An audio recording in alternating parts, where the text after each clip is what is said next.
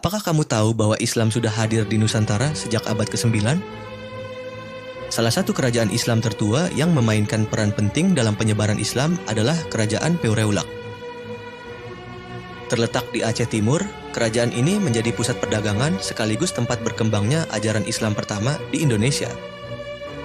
Nama Peureulak berasal dari kata perlak, yaitu jenis kayu berkualitas tinggi yang banyak ditemukan di daerah ini.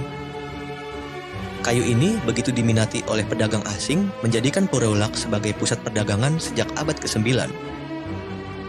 Letaknya yang strategis di jalur perdagangan Selat Malaka membuatnya menjadi titik temu para pedagang dan ulama dari Arab, Persia, dan India, yang akhirnya membawa ajaran Islam ke Nusantara. Kerajaan Peureulak dipimpin oleh Sultan pertama, Sultan Alauddin Sayyid Maulana Abdul Aziz Shah, yang naik takhta pada tahun 840 Masehi. Sejak saat itu, Islam berkembang pesat dan menjadi bagian dari sistem pemerintahan kerajaan. Peureulak dikenal sebagai pusat pendidikan Islam, tempat berkembangnya ulama dan cendekiawan Muslim. Bahkan, banyak pendakwah dari Timur Tengah yang bermukim di sini sebelum menyebarkan Islam ke wilayah lain di Nusantara.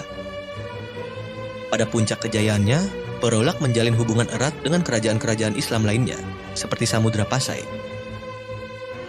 Namun, seperti kerajaan besar lainnya, Peureulak juga mengalami kemunduran akibat konflik internal dan tekanan dari kekuatan lain. Pada tahun 1292, Peureulak resmi bergabung dengan Kesultanan Samudra Pasai, menandai berakhirnya masa kejayaan kerajaan ini.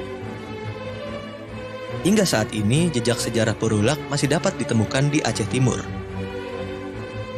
Beberapa situs makam sultan dan ulama yang berperan dalam penyebaran Islam masih terjaga.